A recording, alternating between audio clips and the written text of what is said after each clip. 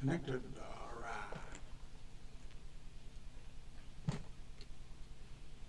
Alright. Connected Facebook. Let's have a look.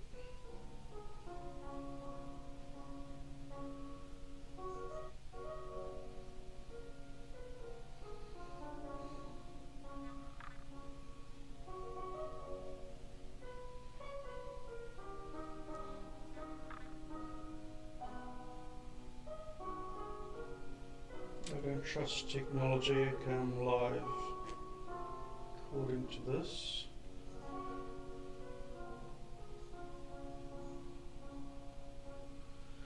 Thanks Choppin for doing the background music. Right, Periscope. We're trying to get Periscope working. This is our last ditched attempt to stream to Twitter. Video queue frame interval in seconds 4.1. I'm only allowed 3 and I don't know how to change it. So screw Twitter, it sucks. You can only do karaoke to Twitter without any of these others. So you can't do YouTube and Twitch and Periscope and Facebook.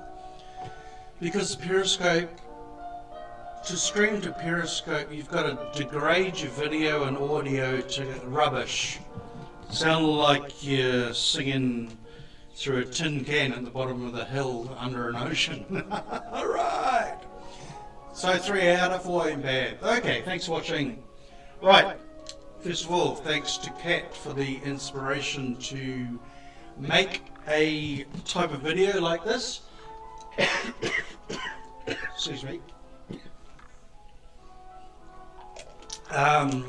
Talking intimately about said fears and worries and anxieties and mental health issues. So, turn the echo off. I did that this end. I'll turn that mic down. I've got 3 microphones plugged in, that's why it sounds like that. Alright, so thank you for watching. Okay, so start off with the strangest part. I've got to clear my throat. Damn it. I've been singing. Shouldn't sing then talk. So, start off with the strangest part. Right.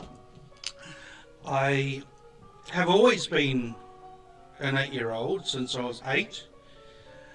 As a 20-year-old, in my mind I was 8. As a 30-year-old, in my mind I was 8. As a 40-year-old, in my mind I was 8. I won't go any higher than that.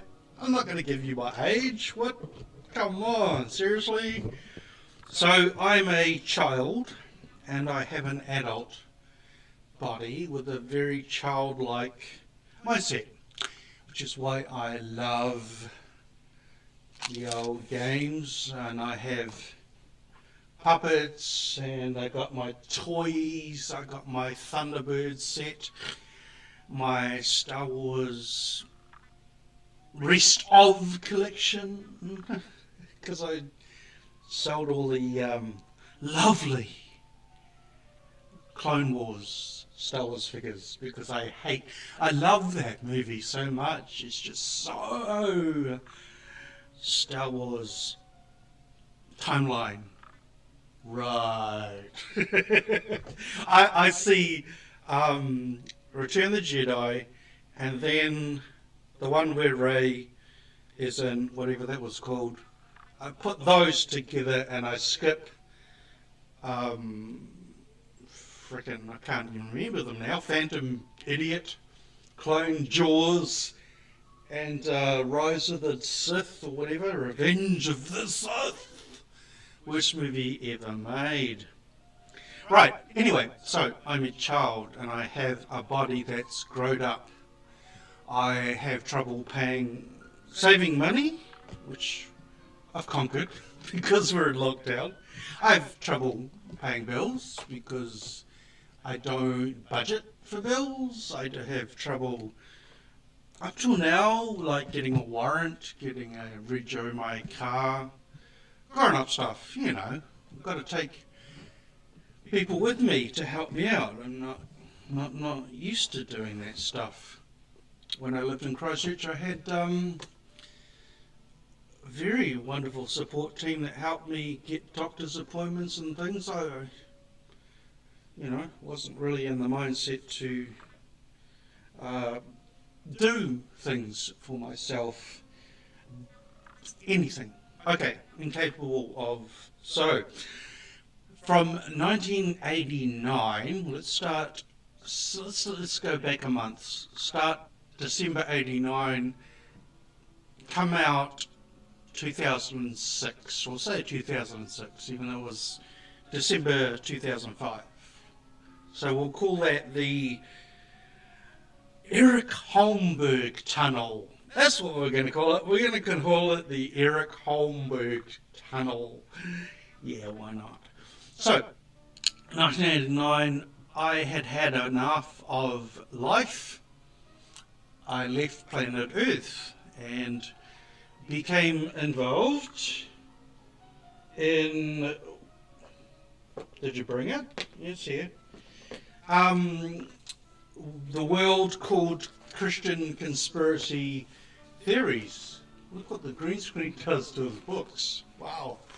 So I left planet Earth and I lived in a world where, okay, get it right. So men always had authority over me. Men. M-E-N. So no woman involved. Men were pastors, men were ministers, men were elders, men were church leaders, women weren't.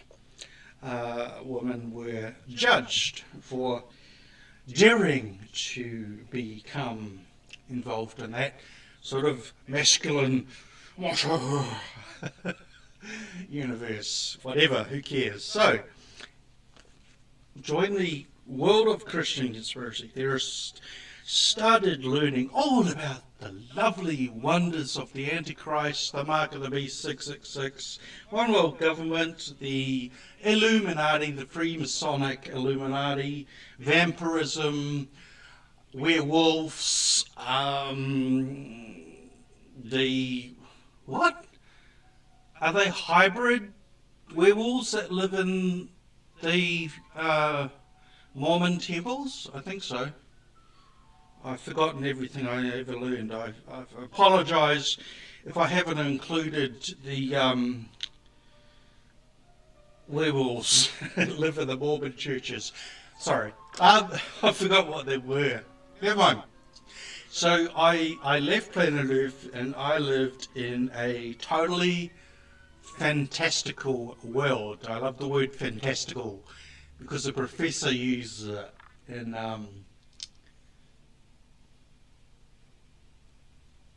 the Magician's Nephew. I'm sure he does. I can't remember. Anyway, from something. I love that word. So, yeah, I lived in a fantasy world where demons... Now, this is regarding the Jim's post the other day about the Brian Tamaki thing. So, in this world, it was the Freemasons that run the governments of the world. But it's not the Freemasons that run the governments of the world, it's the demons. So the demon of Chicago, the demon of Washington, the demon of London, the demon of Auckland ran the cities. This is standard teaching. A lot of the stuff I'm going to say for the next 40 minutes is completely unbelievable and totally fantastical to people not used to this universe. Imagine a Marvel DC universe, but this is the teachings of Bible-believing fundamentalist Christians. Right, and if you dare question a question, you are going to hell. So, question Marvel, you don't go to hell. Question DC, you don't go to hell. Question this, you're going to hell. So, hands down, best universe to be destroyed in. Right. So, puppets. Right, puppets. So, in this world, Gonna totally sidestep Side Rogers stuff. Enough said. I don't care about him enough to worry. Andy Kaminsky, put that to the side. Putting all that to the side, we're just going to focus on puppets. Right. So, Bruce Logan, after the incident I'm going to talk about, Bruce Logan became a member of the Christian Heritage Party, or he already was, and I didn't know about his book against same-sex marriage and all that other anti-abortion stuff he's been involved in, so not including any of that in this discussion at all. So, I'm a child in an adult's body believing that the Antichrist was going to land on Earth in a spaceship, cure all the world's problems with the oil. This is way before global warming was a thing, so mid-90s, yeah. Cure famine, world hunger, we had USA for Africa, Band-Aid, all that sort of stuff. That was the 80s, sorry. Fast forward that. Still starving people. Funny enough, there's still starving people today. Weird, eh? Thought we would have fixed all that. Yeah, yeah, living in fantasy world. Right, now, where I get to Bruce Logan. Okay, so, fantasy world there was three conditions of the fantasy world. I call it fundamental in their head, Pentecost me all my wages, charismaniac, believing anything Benny Hinn ever says. That's a long way to say fundamentalist, Pentecostalist, charismaniac. Right, so you have to live those three conditions. Explain.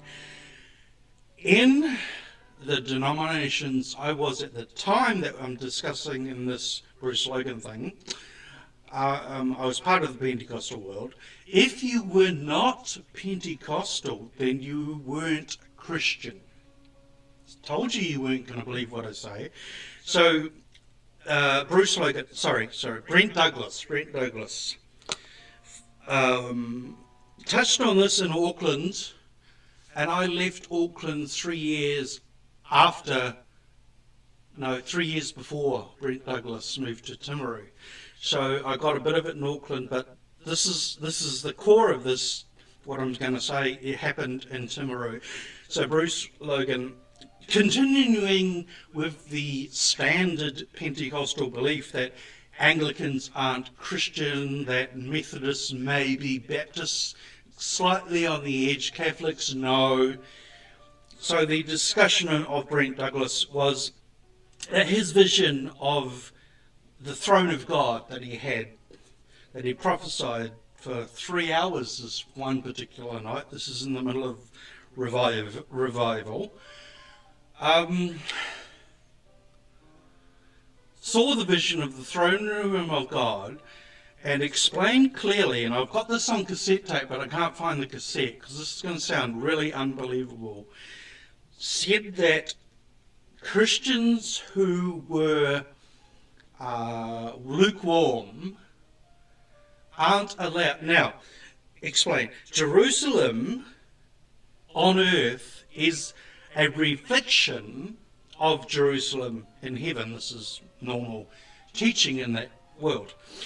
So, in his vision of Jerusalem, he saw Christians outside the walls of Jerusalem up in heaven, and those people outside of the walls of Jerusalem in heaven were lukewarm Christians, but made up of the bulk of them were Anglicans, Methodists,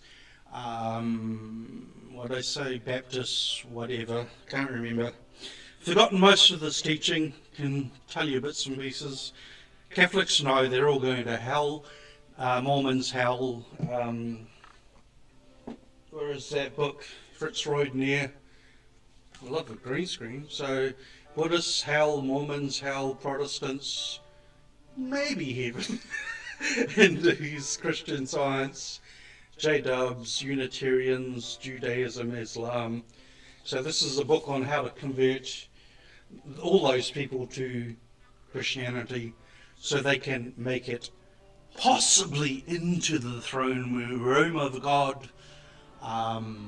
If they are not lukewarm, you have to be on fire for God.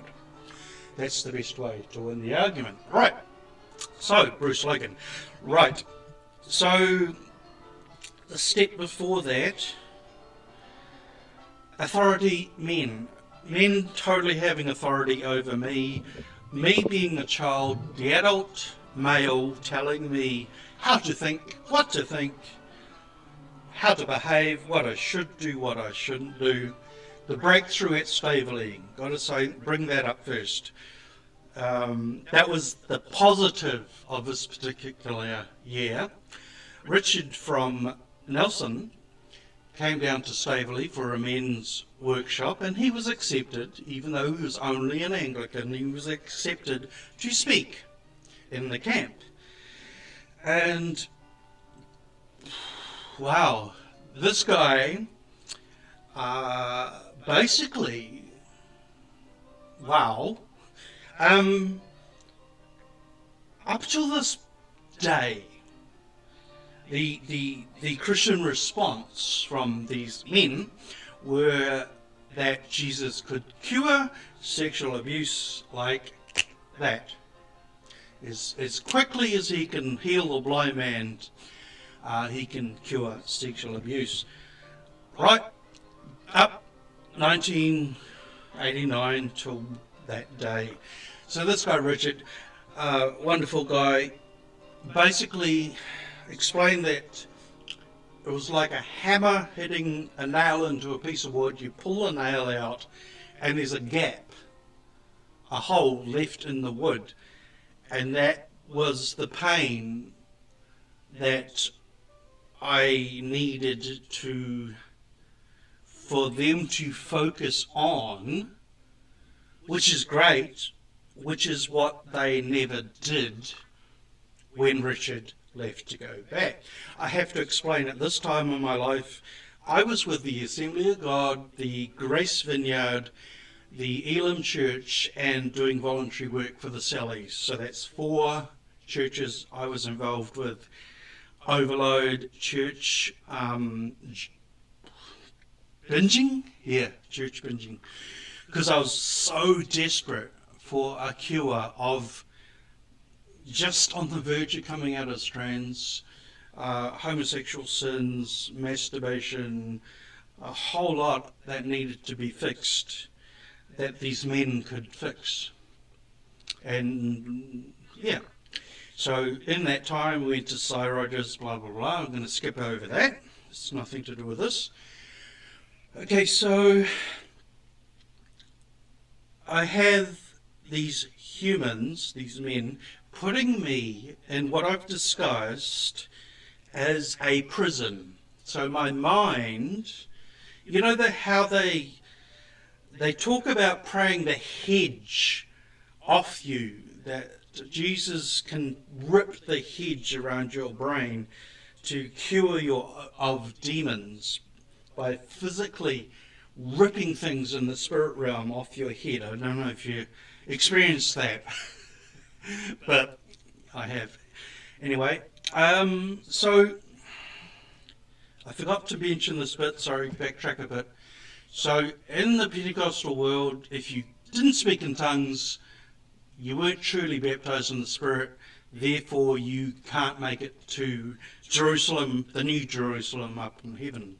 You have to be born again, you have to be baptized in water, and you have to speak in tongues, or you weren't a true Christian. Right? Right. So there's another rule that is in this prison. So where's your frickin'... So I'm in this prison, and in this prison they put speaking in tongues, baptized in water, baptized in the Spirit. You've got to try and convert all other religions, keep up your daily worship with Barry Smith material. So that's my mindset.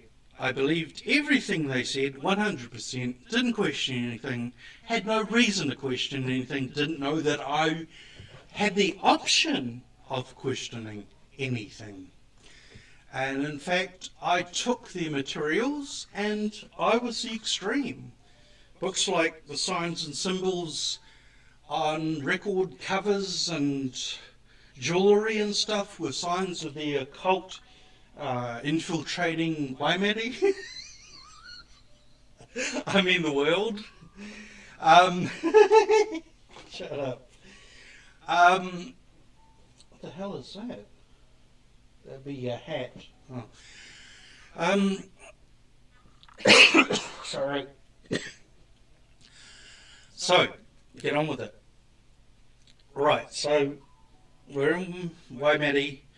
We're driving to Timaru every Sunday for a revival with Brent Douglas and Mike. I've forgotten his name. Cool guy. Hey, awful in Timaru, cool to me in Auckland. Became good friends. Hartley? Don't know. No, Mike's the VCC guy. Getting names mixed up. Forget it. Okay, so, Bruce Logan. So, go to Christchurch from Waimate. You drive up with me and my friends. Go to the Bruce Logan Writers Workshop. Okay, backtrack. Owen Marshall. So, Timaru did a writing course with Owen Marshall. Learnt the basics of creating characters. His idea is one I still use today. A little card with the character's name on it, a fictional date of birth, address, a bit of backstory. Helps to create the character so you can visualize it in your head more. You kind of get to know this character before the people writing your stories do. Brilliant. So, love that. But when it came to that style of writing that they wanted me to fit into, I couldn't, because my style of writing, as you know, is just bizarre. It's just wow. You know, when you open a door in the book world, you've got to describe the flavour of the colour of water.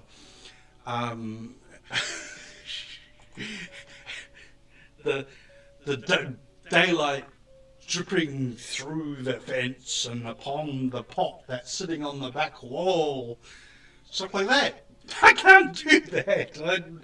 I'm not that type of writer. I suck at that. So that's when I wrote my dragon story. Wow, dragon again there? Dragon was in a prison. Broke out the concrete walls, which is what I'm doing now again with my puppets. Right? Yes. Okay, this bit from now on is totally unbelievable. Bruce Logan, Christchurch.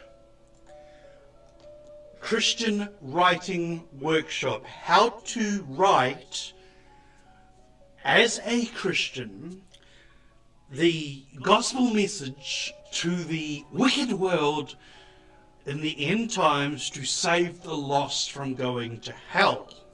Simple name. It's a nice short name for a writing workshop. Learned a lot about his writing techniques and stuff, and I think he used to do Grapevine. I'm not sure, but wow, that memory just hit me just then. Sorry. Whoa, I used to deliver Grapevine door to door when I was a kid. I don't know if that thing's still going or not. Anywho, so we looked at his articles, his writing style, blah, blah, blah. Great. Friday, Saturday, Sunday. Sunday morning was questions and answers. And this is where it all happened. Somebody brought up the concept of,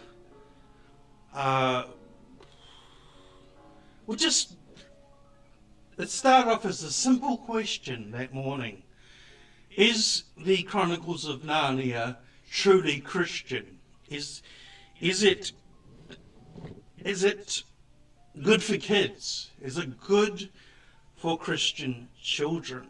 So, Christchurch, the recycling plants, whatever you call them, had these massive warehouses where you could go in and buy anything that they'd cleaned up and was selling dirt cheap to the public, back to the public.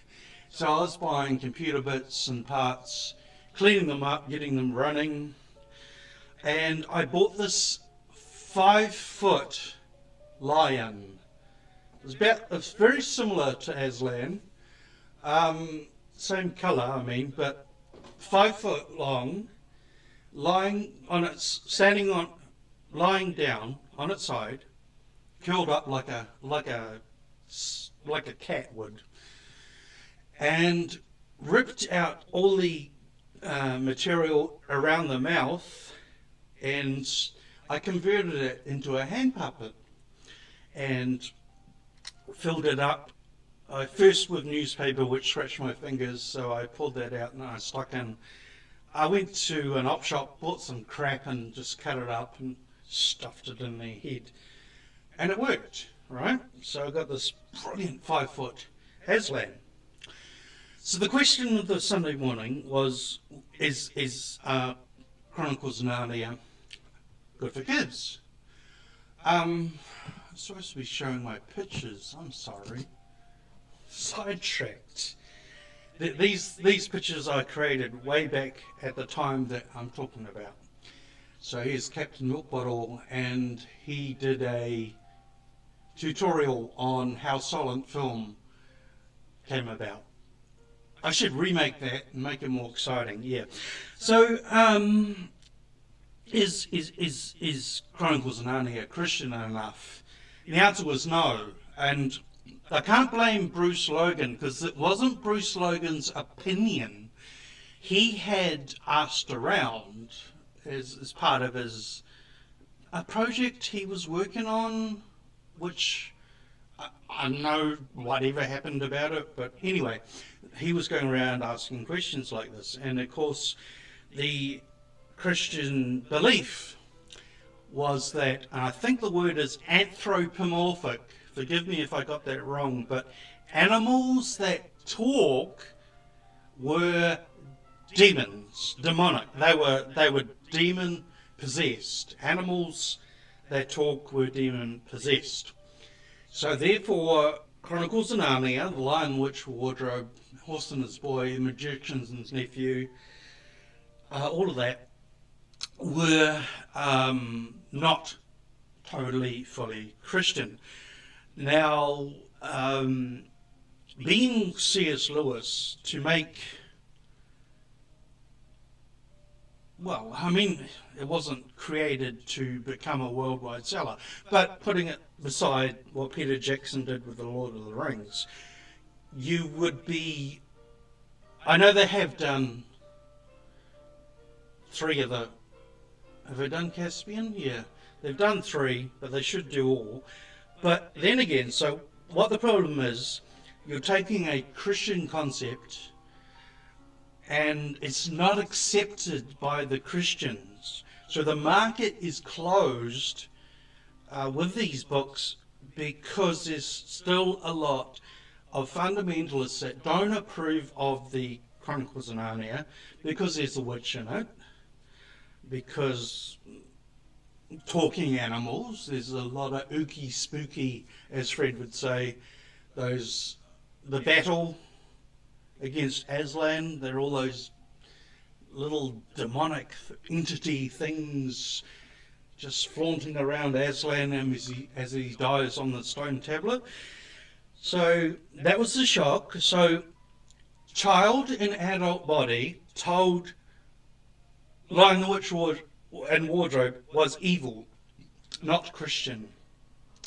Now, at this time, so this is 2004-05, so no modern Lion, Witch, Wardrobe. The old BBC that I loved and cherished. And I've now found the cassette tape version of the DVDs. It's audio cassettes, weird. So, a child, adult's body, Chronicles of Narnia, bad. Child shuts down. So the child, my outlet for puppetry and expressing myself with puppets, got hit 50%.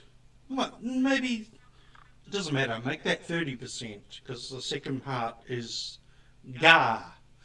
So Sunday morning, 30% gone of Aslan being a thing. And I'll call this guy Sam because I suppose Aslan's copyrighted, even though it's a Turkish word. Anyway, so second part, Salvation Army officer. So the question goes from Chronicles of Narnia being bad. Somebody else opened up with a question, what about my church? I go to a Salvation Army church. They use puppets, and not puppets, just plain old sock puppets with beads for eyes, to teach the children in the Salvation Army church the gospel message. And not Bruce Logan's opinion, but his research brought him to the conclusion that that was not proper for a church to have puppets. I know it sounds weird, but true story. This particular branch, anyway, I don't know about the rest of the Sallies, that hand puppets weren't, I can't forget the teaching. They distracted the kids from Jesus. That's how bizarre it was. It was something like these puppets don't represent Christ. Okay, this is crazy. I know it's crazy, but this is it. This is what I've been trying to get to. This is the reason I haven't done puppetry since 2006. So the puppets did not represent the heart of Christ, and therefore were distracting the kids from the presence of God.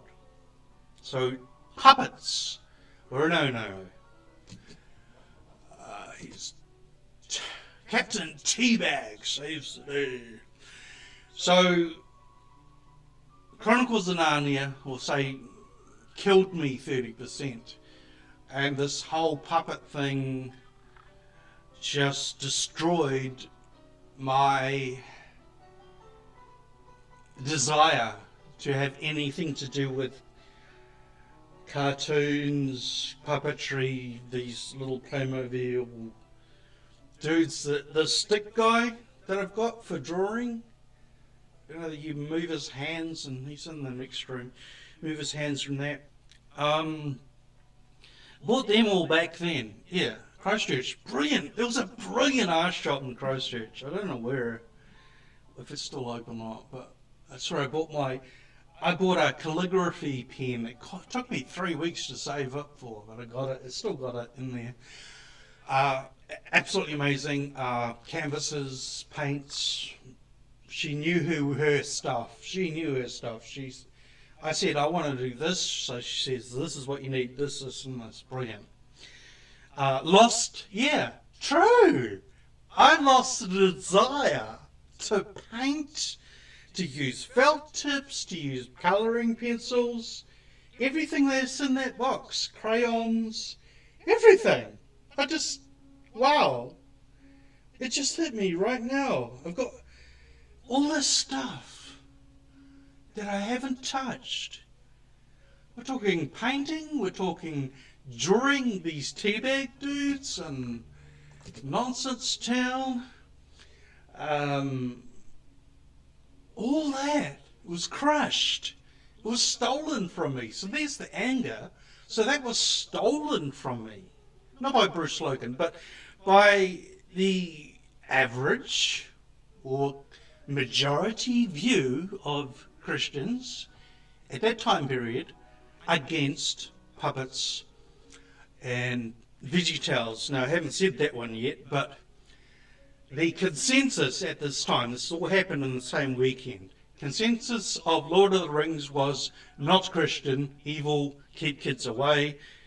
This is years before Harry Potter was ever written. No, it wasn't.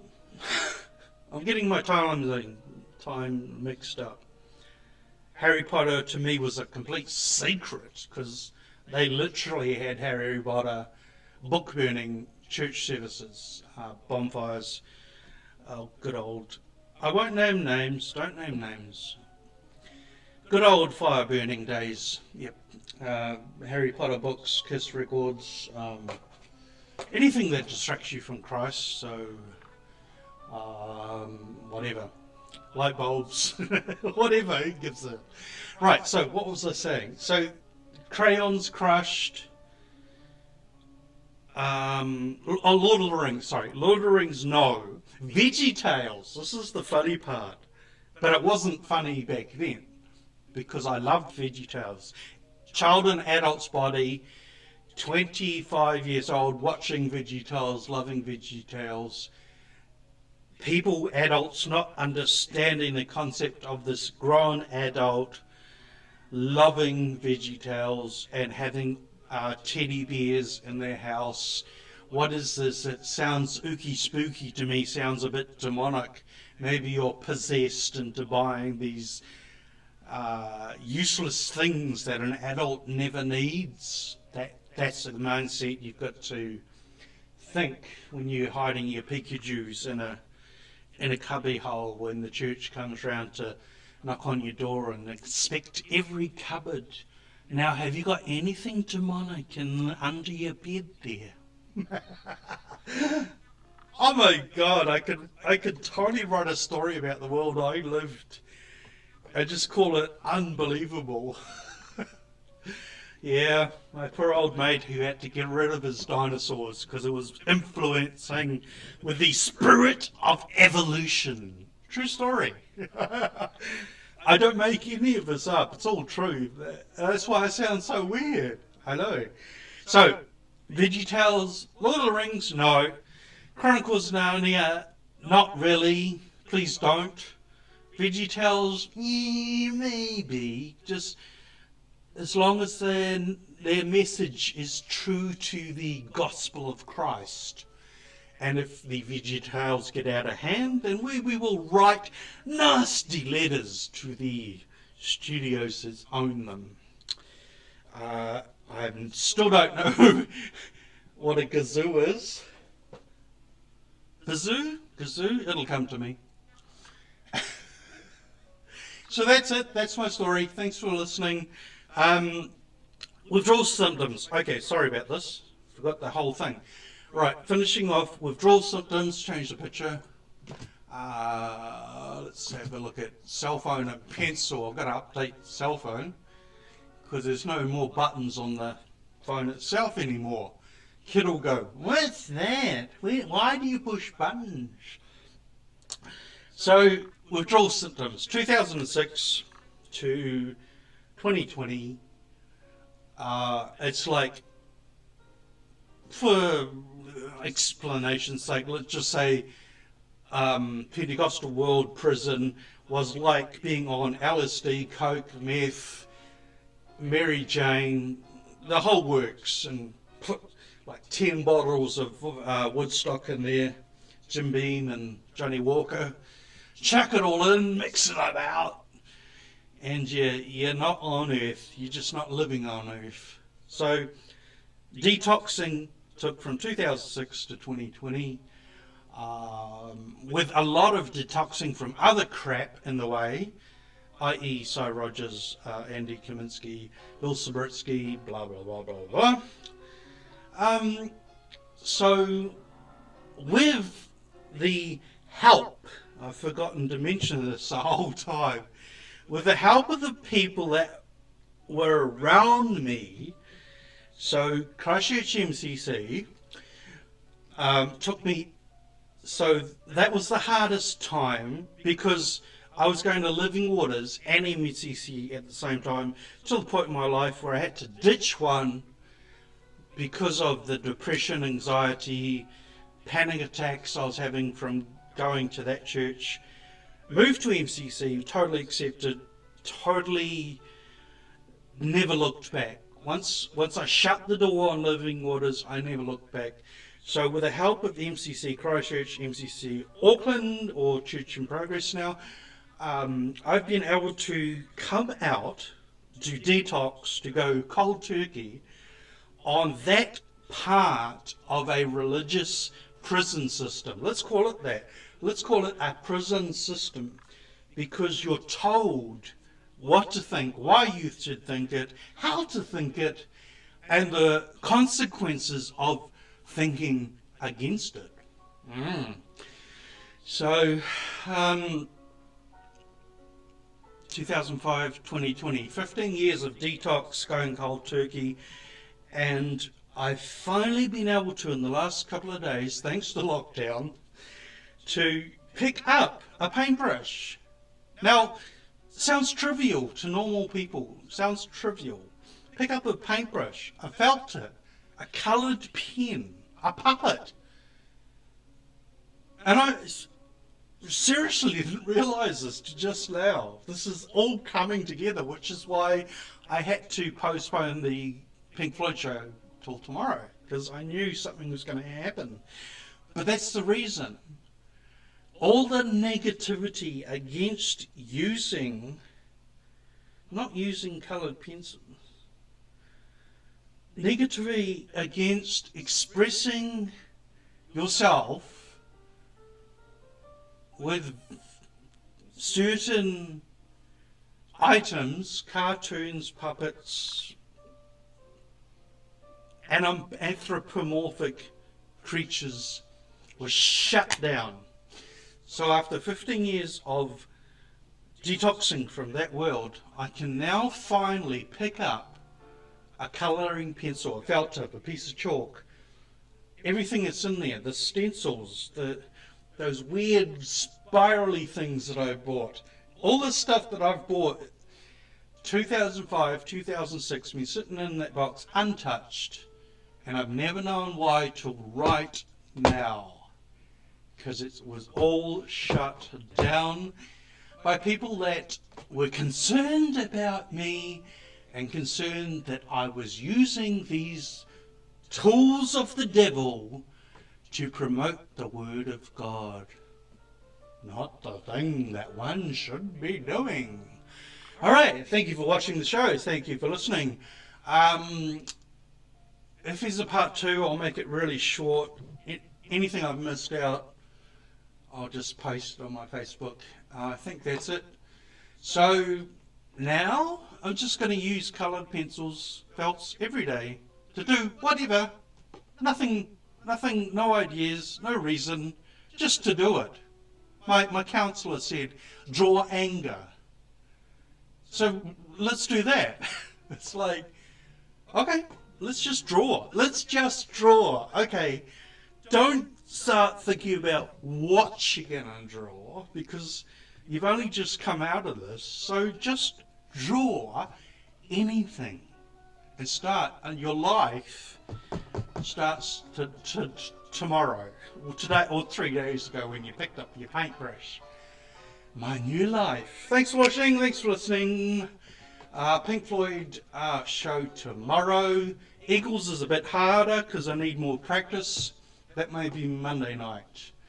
Then after lockdown, I'm going to do a Kiss show.